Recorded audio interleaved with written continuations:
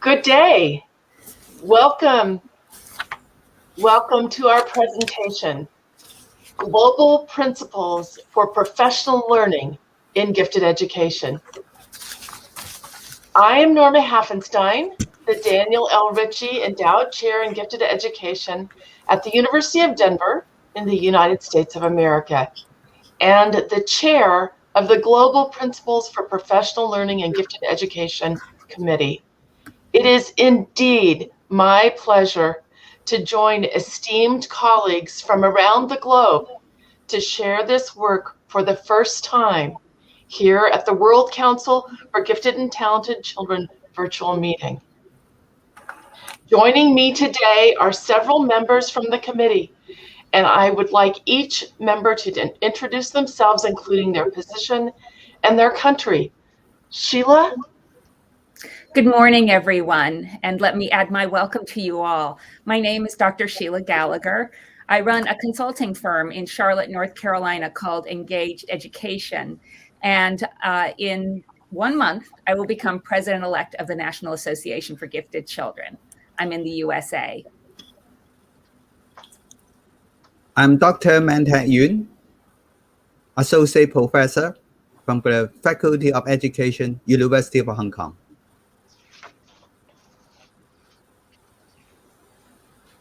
I am Eleanor van Gerven. I'm from the Netherlands. I'm Director of Slim Educatief. We are a private teacher education institute, and we provide education for teachers in the domain of giftedness.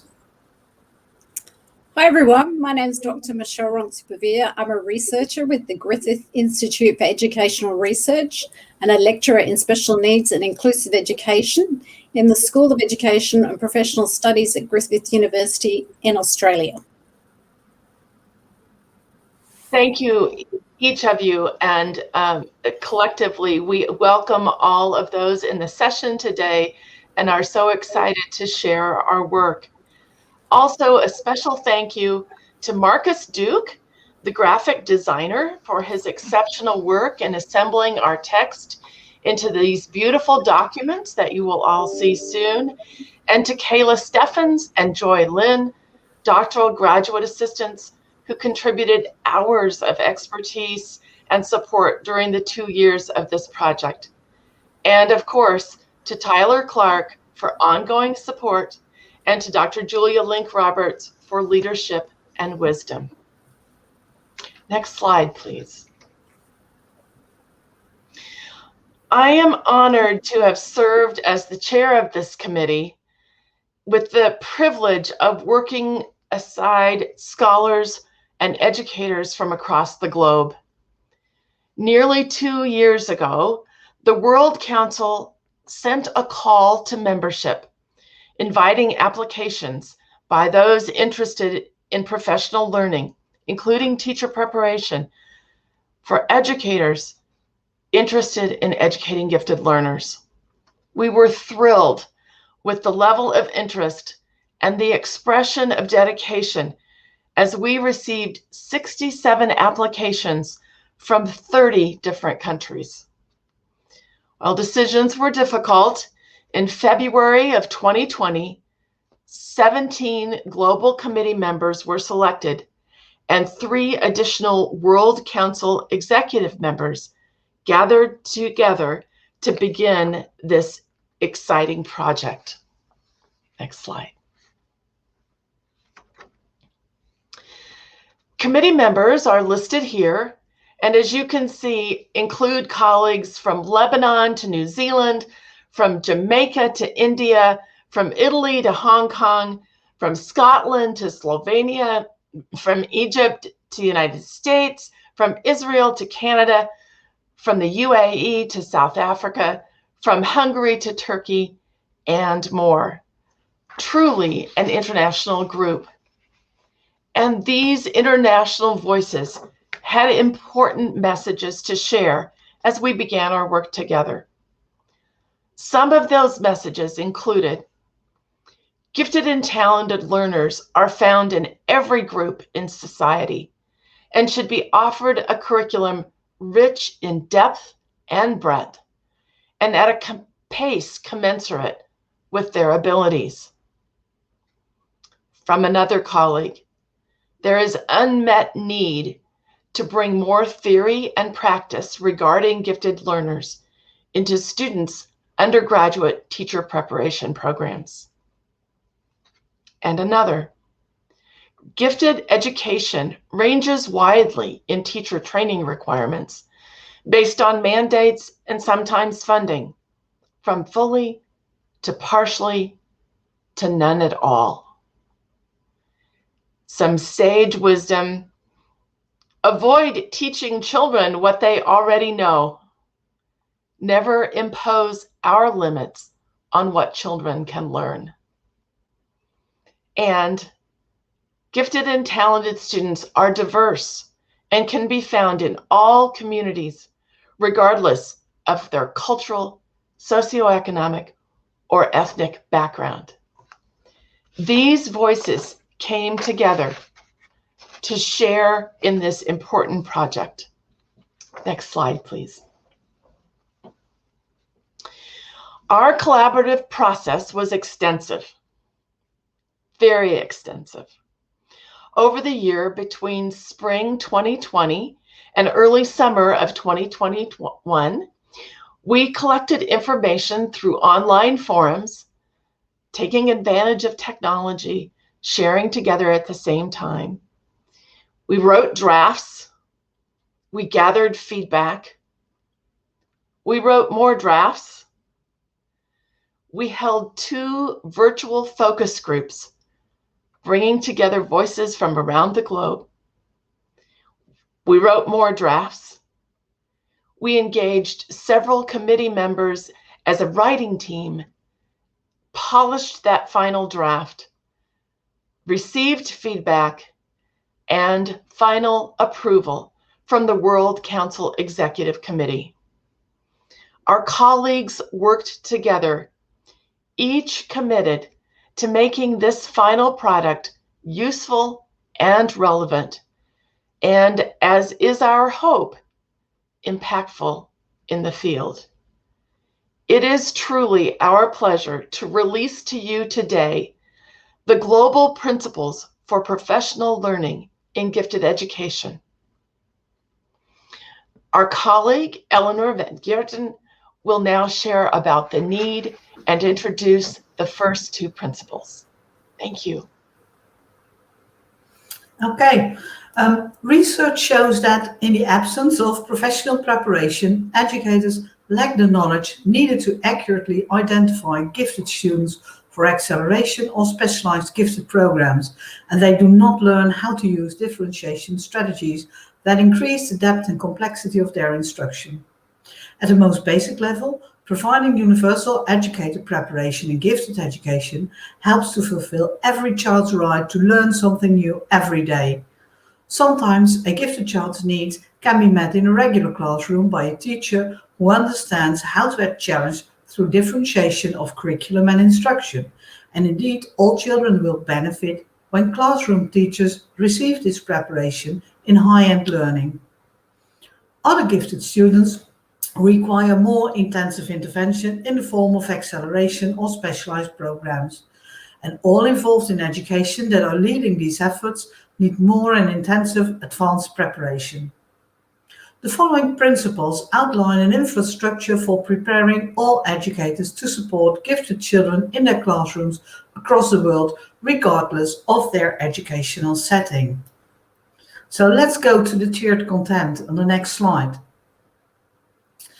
Every teacher needs some professional learning about gifted and talented students, as gifted learners do not come additionally to their caseload, but they are a part of the regular caseload of every teacher.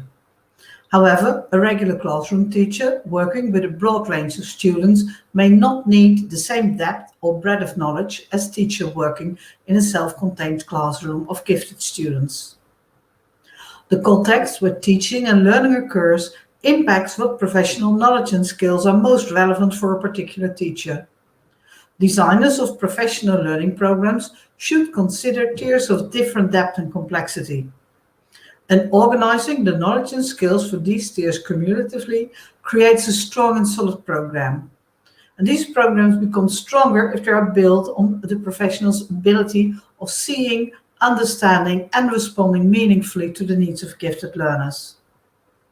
So look at Tier 1. Tier 1 should offer content for all teachers, including regular classroom teachers, early childhood coordinators, art and other specialty teachers, special ed coordinators, and school counselors in large settings.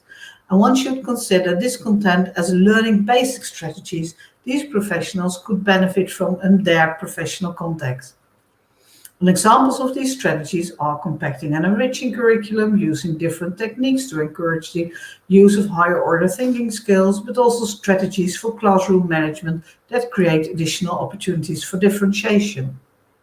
Tier 2 should offer content for teachers of enrichment programs, advanced placement, international baccalaureate, or international general certificate of secondary education classes and school principals. At this level, critical thinking about selection strategies, either for those who may join the programs, or selection strategies to compose a curriculum that is the best match for those who are joining the program, is relevant. And at this level, learning how to set up an effective communication between all educational partners involved is relevant to enhance the chances for success. Tier 3 should offer content for educators who work exclusively with gifted students, including program coordinators, full enrichment specialists serving many grade levels of schools in self-contained classrooms or specialized schools. In the context of these professionals, they may experience a more challenging call on their professional competencies, depending on the group of students they feel themselves confronted with and the way the local educational system is organized. In case these professionals work in a system that responds to the needs of gifted learners in the tiered support system, their knowledge and skills should be at an expert level with a strong theoretical underpinning for their competencies. The quantity and content of professional learning educators require to meet the needs of gifted students will differ in each context and will need local adaptation.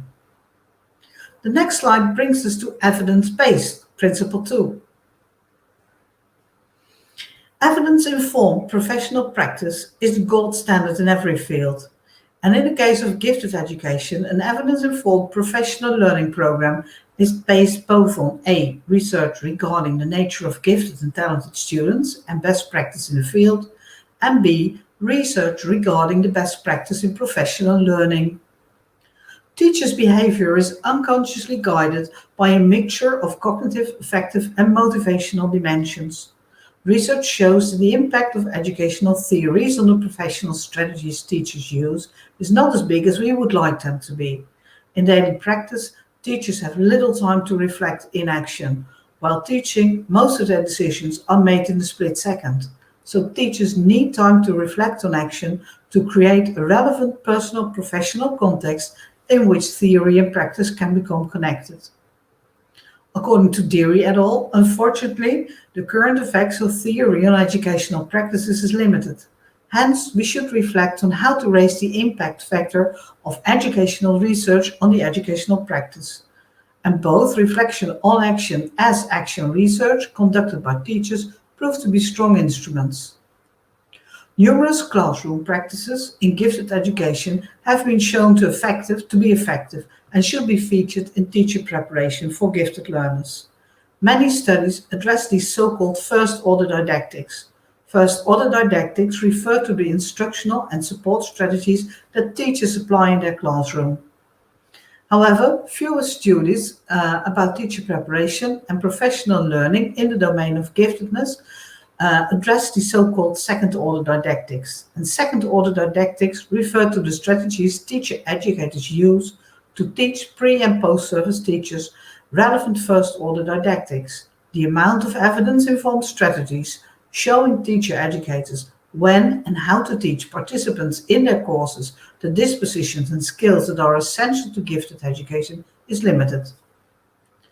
Presented first-order didactics and practices would benefit from being contextualized regarding teacher background, instructional setting, the evidence base in general education, and uniqueness or adaptation to learners with different kinds of giftedness.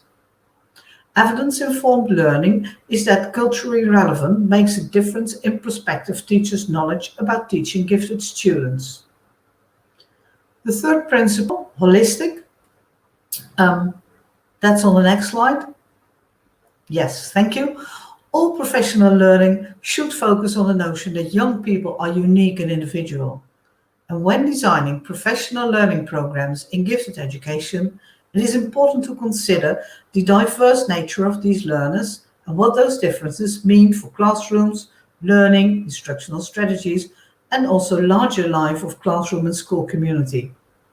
And this will allow consideration of all aspects of school life that impact on the learner, including life-wide and lifelong circumstances.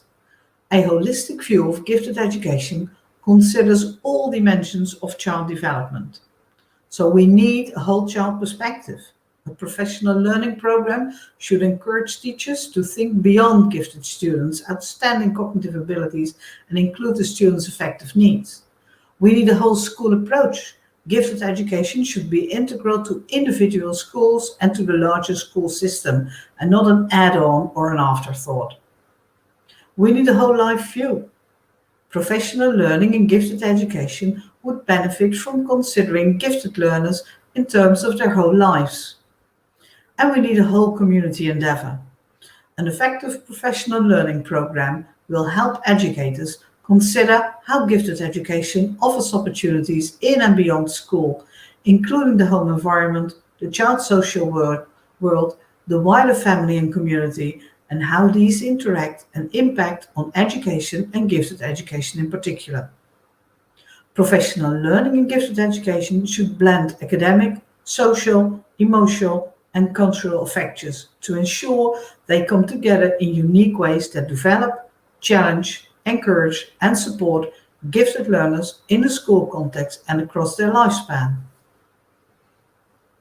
So far, my part of the presentation. Next slide, please. So global principle number 4 is broad.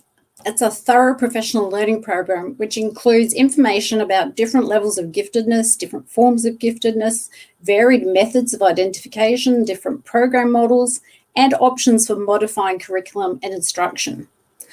A common thread runs through all of the principles, which is the uniqueness of each gifted learner. We know that there's no single presentation of a gifted learner which fits neatly into the stereotype that many people hold.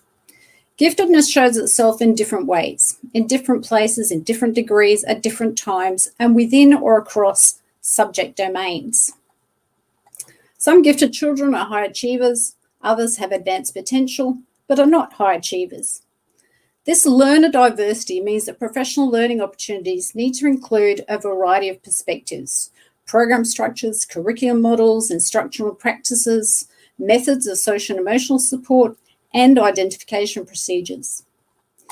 Educators should be exposed to increasingly broad perspectives about numerous topics as their expertise increases. Some of the core concepts to include are an understanding that although gifted students tend to share similar characteristics, their giftedness and talent are expressed in many different ways. Recognition of cultural contexts, understanding that different cultures may value different traits and skills. And factors that mask giftedness or contribute to underachievement, for example, exceptionalities, cultural bias, and so forth. And we now recognise that IQ is no longer the sole method for identification. Professional learning needs to emphasise holistic views of giftedness and use different and multiple assessment tools. A critical exploration of models for differentiating curriculum, instruction, and assessment is needed, which enables educators to construct their own evidence-based understandings to support gifted students. This is one of the core concepts. Program structure needs to offer different ways to integrate gifted programs into schools through things like cluster grouping, pull-out programs, multiple forms of acceleration, and personalised programs that are also a valuable key concept under this principle. Next slide, please. Global principle number 5, equitable. Professional learning programs in gifted education should address the needs of students from different racial, cultural, ethnic, and Indigenous groups, genders, and sexual orientations. Recruiting and retaining educators from representative, diverse backgrounds should be a priority. And we know that gifted students exist among all groups, cultures, Indigenous groups, genders, sexual orientations, and regions of the world. All have a right to an appropriate education. Professional learning plays a pivotal role in promoting equitable student identification and in ensuring diversity among the team of educators who work with the gifted students. It's imperative that all gifted students are reflected among the teachers who educate them. Underrepresentation of gifted children according to gender across diverse cultural groups and income groups is a global problem that is well researched and long known in gifted education. Professional learning programs should include content about how giftedness may be expressed differently among different groups, how and why gifted students may mask their giftedness because of cultural expectations, and other reasons why giftedness may not be recognised. Ensuring equitable representation of gifted students from all backgrounds is consistent with the aims of UNESCO's Sustainable Development Goals relative to education.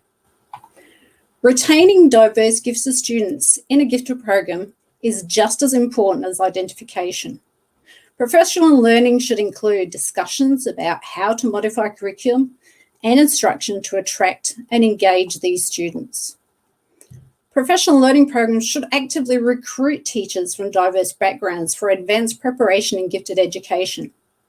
Underrepresentation of culturally diverse teachers in gifted education programs perpetuates stereotypes of gifted students. Every teacher who works with gifted students should understand how to provide all students with access to gifted education programs, how to provide educational opportunities that reflect a variety of perspectives, and how to provide access to social and emotional supports needed to stay in the program over time. One critical component of this goal is for teachers from culturally and ethnically diverse backgrounds to receive training in gifted education, so gifted students can see them as intellectual and creative leaders in their schools. Increasing the diversity among students and teachers in gifted education is good for all students because it increases appreciation for the fact that insight, creativity, and innovation occur among all the world's peoples. Next slide, please. Global principle number 6, comprehensive. Many school personnel affect the lives of gifted children, directly or indirectly. A plan for professional learning in gifted education must include provisions for educating administrators, counsellors, psychologists, special educators, and others about the needs of gifted students. When at school, gifted children interact with many school personnel beyond just their classroom. All school personnel who are directly or indirectly involved with gifted students should be educated and be aware of their unique needs. A comprehensive professional learning plan should incorporate a whole school approach to teaching, learning, and supporting gifted students. This whole school approach focuses on the responsibilities of all school personnel within that school community. In that way, ensuring that gifted students have opportunities to maximise their school experiences. A whole school community understanding, awareness, and knowledge about the unique needs of gifted students will provide an optimised school-wide learning environment for all gifted students. School administrators are responsible for the success of all school programs, including the gifted education program. They should learn about different program models and effective methods for evaluating the success of a gifted program, especially when the aims of the program go beyond traditional school content. We know that gifted students have unique social, emotional, and wellbeing needs. As such, it's important that all guidance counsellors and school psychologists should understand these needs to support gifted students at school. As many as 1 in 6 gifted students has some form of learning difference in addition to their giftedness. It's particularly important for special educators to understand the intersection between advanced ability and special needs. A whole school approach to supporting gifted students should focus on the responsibilities of every member of the school community, regardless of whether school personnel are directly or indirectly involved with gifted students. Now we're going to hand over to Mantak. Thank you. Next slide, please. Global Principle 7, Integral.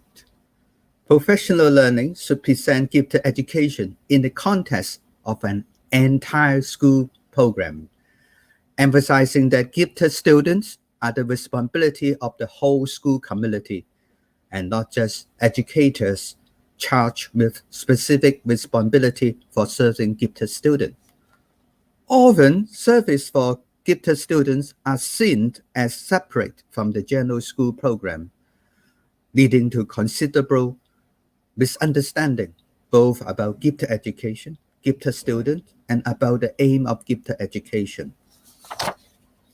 There are 2 ways to see the gifted education service are seen as integral in school. First, present gifted education as a part of continuum of service during professional learning. Even a self-contained program should be seen as contributing to the whole school environment. Encourage teachers to identify their role in the gifted program. For example, regular classroom differentiation, making referral, looking for opportunities to collaborate, and how gifted program connects with their classrooms. Second, an effective professional learning program should ensure that content about gifted education is integrated into professional learning opportunities in all content areas in which advanced programming can and should occur. As a part of offering a tiered program of professional learning, learning modules in gifted education would be useful in specialty areas, including special education, career and technical education, vocational education and training, visual and performing arts, music, and creative writing. Next slide, please. Global Principle 8, Ongoing. A professional learning plan in gifted education should provide ongoing opportunities to refine and extend existing knowledge and skills. In-service programs and other professional learning experience throughout a career. Professional learning needs to be an ongoing part of every teacher's career throughout the whole of their career, everywhere in the world. This needs applies to professional learning in gifted education as much it does to other teaching areas. There is arguably a case for saying it is even more necessary in relation to gifted education, wherever provision for gifted learner has historically been minimal or absent. An ongoing system of professional learning should, first, draw upon current and classic research in the field. Second, result in change practice. Third, align with other changes that impact on the classroom and teachers' role within. And fourth, provide goals and rewards. Finally, as a commitment to ongoing professional learning in gifted education, recognize that individuals themselves change over time and are exposed to change in multiple ways. Ongoing professional learning should be a process which helps the individual recognize and come to terms with changes. Ongoing professional learning in gifted education should be engaging, challenging, and rewarding. Next slide, please. Global Principle 9, Sustainable. Professional learning in gifted education should be built into education policy of the state, region, province, and all countries. Programs should be monitored regularly. An accountability system should be in place. Collaboration between all stakeholders, policymakers, school authorities, community members, higher education faculty, and others is actively encouraged. Education policy often reflects social policy, which creates the rules and standards by which scarce resources are allocated to meet almost unlimited social needs, including professional learning in gifted education in the policy of a state, region, province, or countries, send a message that this preparation has values, and by extension that gifted children are valued. Evidence suggested that education policy have a direct impact on the availability of opportunities for gifted students. Professional learning in gifted education should be considered as an integral component of larger policy about personnel preparation and gifted education. Establishing policy around professional development in gifted education will help ensure a systemic approach to developing and maintaining professional learning in gifted education. Sample policy provision would establish, first, clear professional learning requirements for all educational personnel who have contact with gifted students, from pre-service education through advanced degrees. Second, standard and goals for professional learning designed by qualified personnel within the appropriate region, state department, ministries, along with a plan for regular updates to ensure that standards and goals are based on evidence-based best practice. Third, a means of monitoring and evaluating professional learning opportunities to ensure programs are up to date. Fourth, tangible support for professional development programs, including funding. Thank you.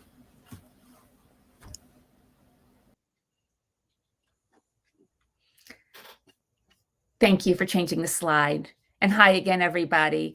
I am to cover the last principle, Principle 10, which is empowering. A professional learning program in gifted education should prepare educators to be effective supporters, promoting gifted students and the services they require. So a professional learning program should be empowering, and Principle 10 should in part be achieved as a result of everything that is learned in Principles 1 through 9. The total impact of those principles should be an individual, or ideally a faculty or a group of colleagues that both have the ability and the desire to speak up on behalf of gifted students and the services they need.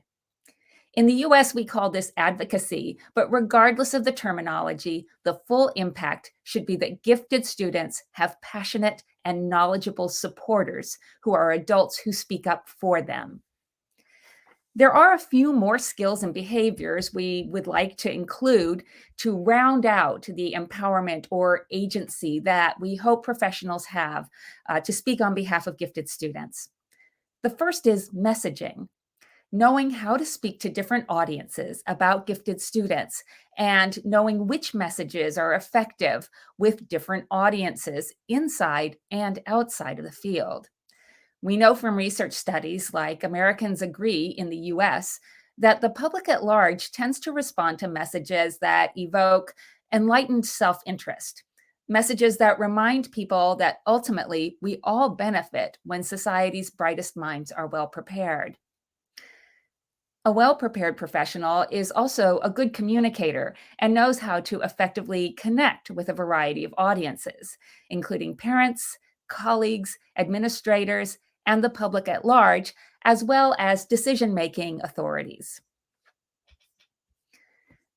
A third skill is active engagement in professional organizations that allow for collegial connections and action on a larger level.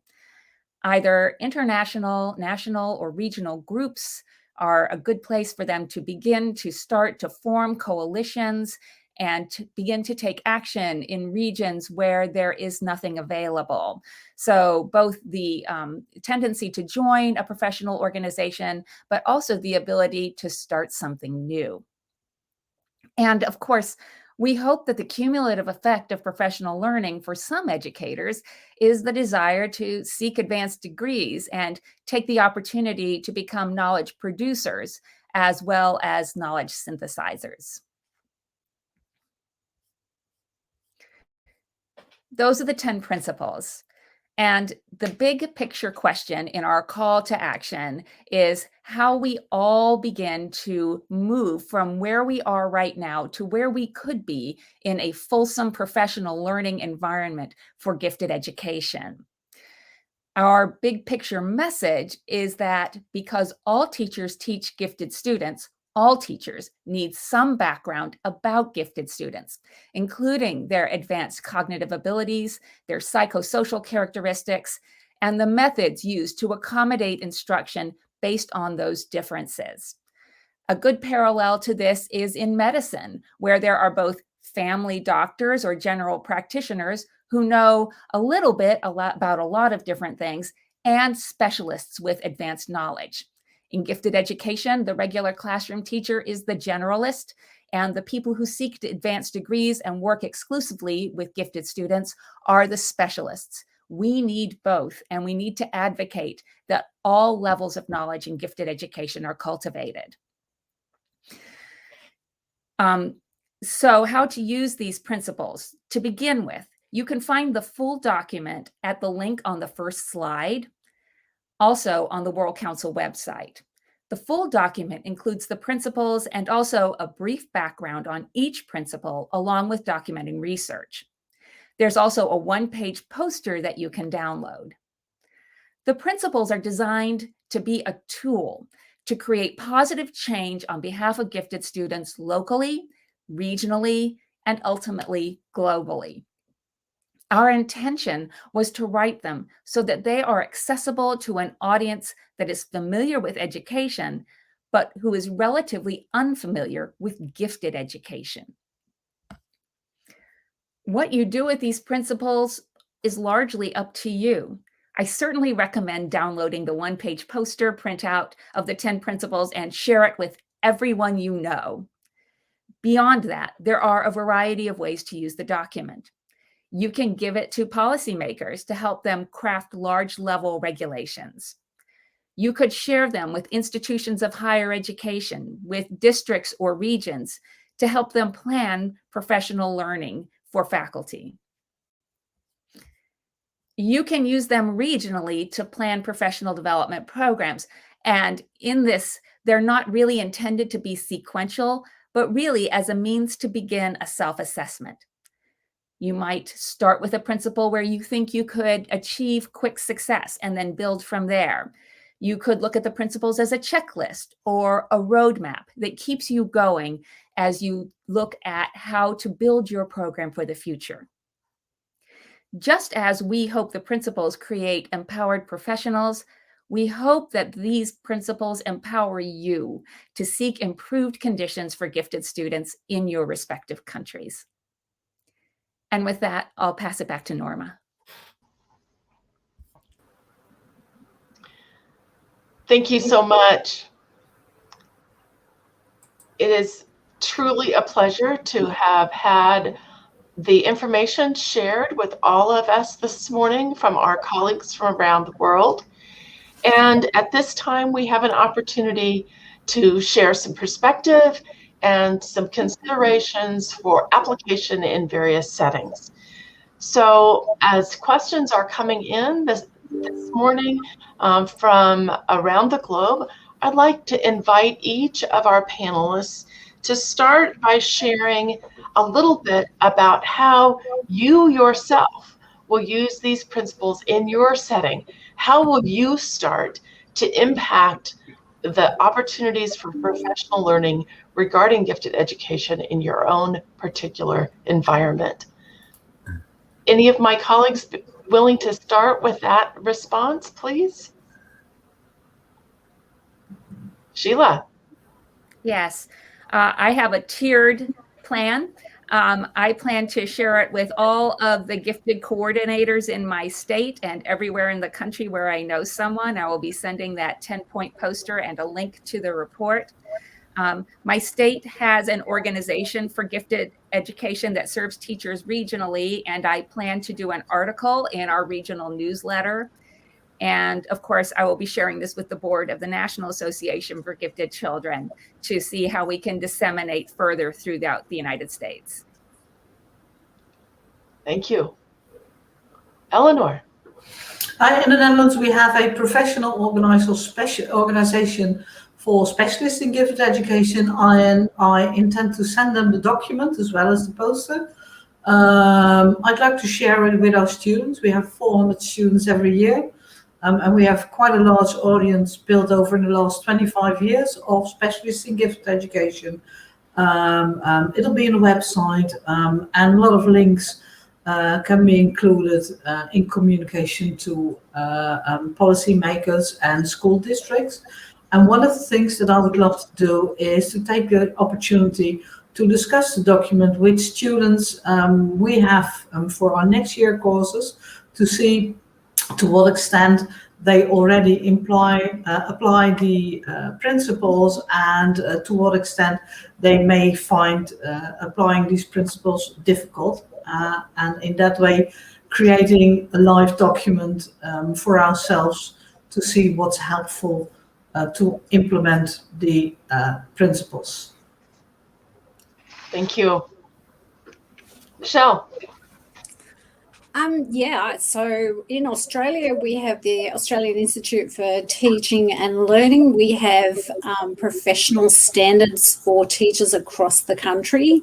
So upon graduation from initial teacher education programs, our teachers need to be meeting those graduate standards, and then they kind of go up incrementally from there. As yet, we don't have anything specifically in those standards that addresses gifted education. So my number one thing to start with is to send the principals to our Australian Centre for Teacher Education and make sure that they're aware of the work of our committee and what we've been working on.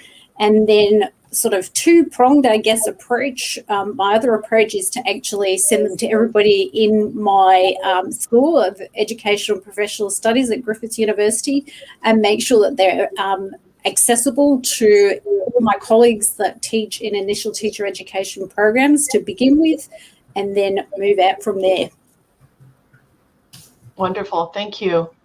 I will share with the teacher educators in Hong Kong, and then we will also have a Chinese version of the 10 principles, so we can further communicate with colleagues in the Chinese communities.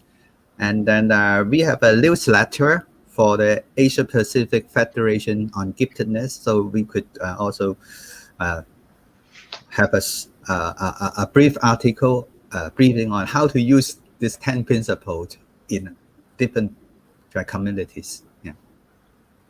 Wonderful, thank you.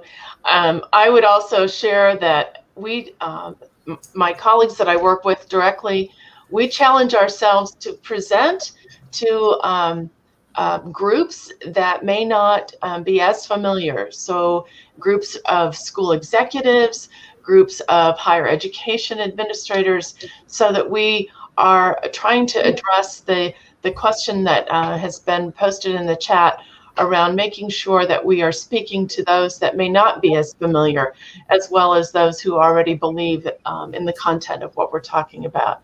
So thank you very much.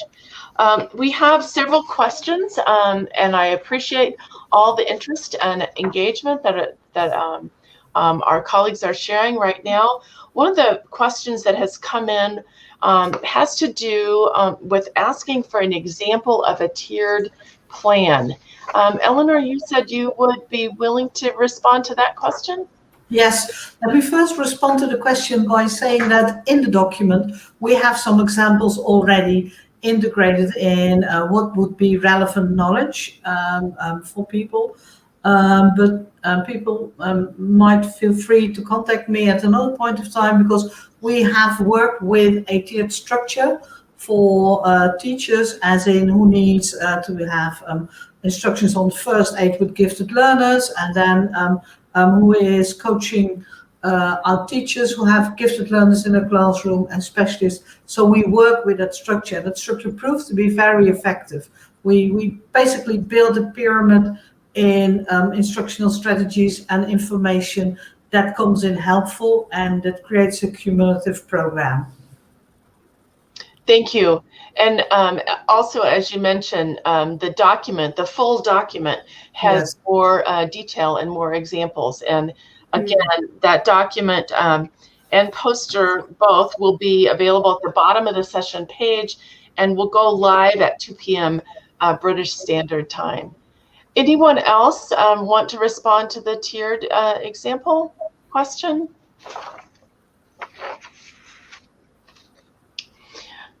I'll refer everyone to the document then.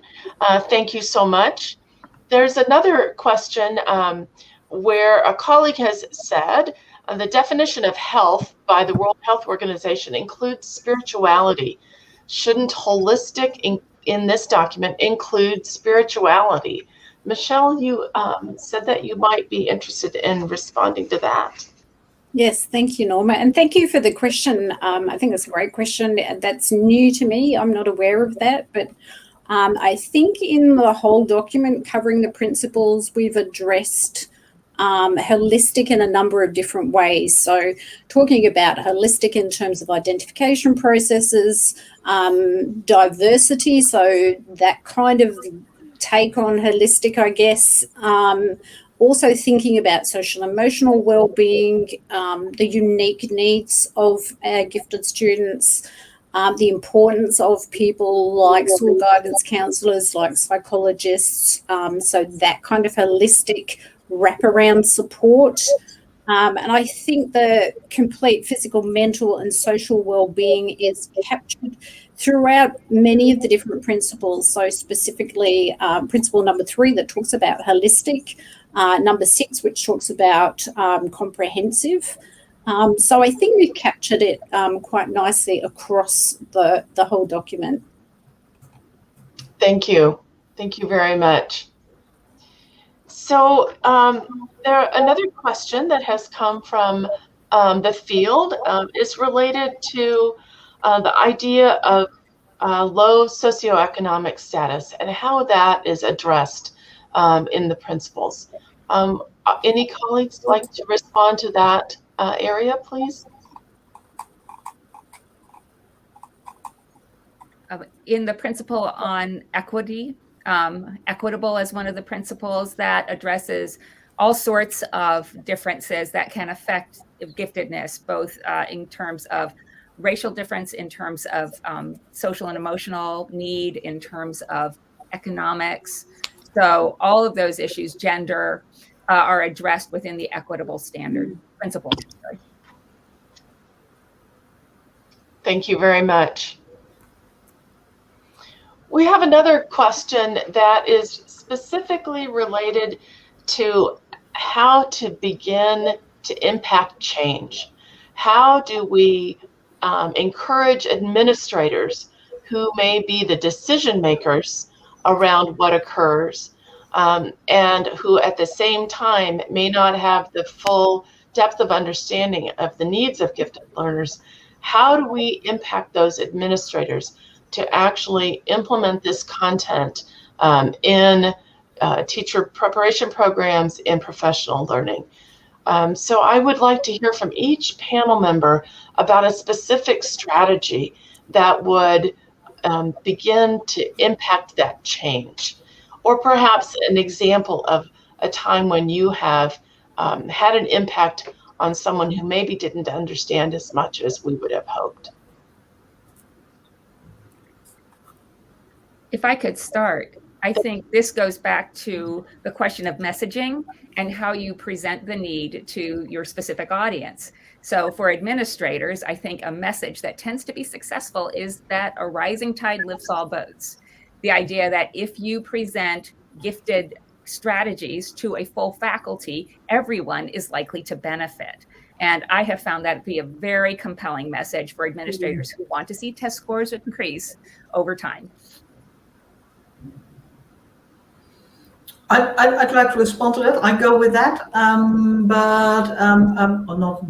but yes, and one of the things we did is we work with what we call trojan mice. We all know the notion of a Trojan horse. That is when you get a gift and something pops out of it, and in the end, I don't think I'm happy with it. But we use with a project called Trojan mice, and that is we teach teachers to implement a very tiny change in the daily actions that is fast, quickly, successful, and co-workers start to become greedy to be able, hey, how do you know? How did you do that? And when you reach a change like that, you see not a revolution, but an evolution. And I know for sure that administrators might respond to an evolution where they see that changes are easy, they're cost effective, they can be done easily, they can be done on the spot, and it changes and it makes a difference right away. And we call those changes Trojan mice. I love it, Eleanor. Hashtag Trojan mice. That's what's going to come out of our session. That will be fun. Michelle. I love that too, Eleanor. And building on Eleanor's Trojan mice, I do a lot of professional development here in Queensland, in particular with teachers who are already practicing, and the other part of my job is to teach soon-to-be teachers. So I find that building from the ground up, so introducing giftedness, gifted education in my initial teacher education programs as much as possible is really important. Planting that seed, so when they go out on the professional experience placements, they see students that I've been talking about, and they see that what's been done or what isn't being done. And then the other sort of angle that I take is with the professional development that I do with the teachers in the schools. I say something very similar that Eleanor was talking about before. What is one thing that you can do tomorrow? What is one thing that you can take away from this professional development opportunity that you've just taken part in and effect some change, some small change in what you're doing to support your gifted students at your school in your classroom tomorrow? Wonderful. Thank you. I think we can work with the educator, but of the educational administrator, so we can collaborate to create one or two cases so that they can use to work with the educational administrators to see how to improve or further develop gifted education in their school, so that it could be incorporated into the leadership trainings for the school administrators. In Hong Kong, usually we have the trainings for the people who are as inspiring to be principals and senior teachers in the schools. Wonderful. Can I add one other thing? Yes, please. Which is that the principles, as they are written, are not principles for teacher preparation. They are principles for educator preparation. And we were very intentional in insisting that it's not just the teachers who need this information. Administrators need professional preparation in gifted education as well. And that dovetails with a second emphasis, which is the importance of institutions of higher education to integrate learning about gifted students into their pre-service programs across the board. Wonderful. Thank you. Thank you for that clarification and for that support. We've had a request from our audience as well for the principles to be translated into multiple languages. And it's my understanding that the executive committee will take that under advisement and continue the work that's already begun. So I believe Mantuck has already started working on that, and the executive committee will address that request. So thank you for that request from our audience members as well. There's another question that says, how does this work occur if there is no special funding? If there is no special funding. Panelists, would you address that question?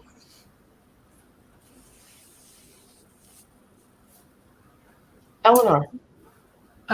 If there's no special funding, it is sometimes the easiest way to start is to go back to teachers' basic skills, to educators' basic skills they have, and to see what of those basic skills are also very effective for gifted learners.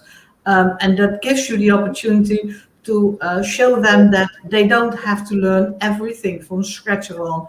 They are highly educated as educators, as teachers, and therefore they are already very capable in doing a lot of things. Now, try to figure out from all the principles, what of these parts in the principles do you already feel able to apply in your private practice, in your educational practice, and select one principle for yourself that you think, I could develop that slightly more, a little bit more in depth, and to see what information you can get for free, or what books are available in the library to give you a hand to build a basic context about that principle, relating it to your daily skills. And it's, again, it's a Trojan mice, it's small, it's cost effective, but that's the start. That's what you can do if you don't have the money. Thank you.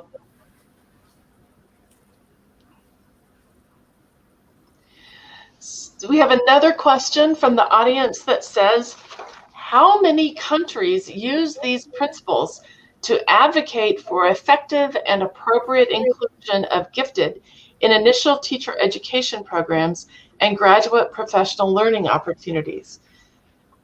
How many countries? My response to that question is not enough. We are looking to have these principles implemented throughout the globe, and that we hope that as a result of the work that we are sharing with you today, that number will increase exponentially as a result of the learning that's occurring right now, and the materials that will be presented on the website here very soon. We only have a couple of minutes left in our time together this morning, or today. So I'd like to have each of our panelists give a message of advice to our audience members related to both the content of our professional learning as well as action steps that could be taken. So a message of advice. Who would like to begin?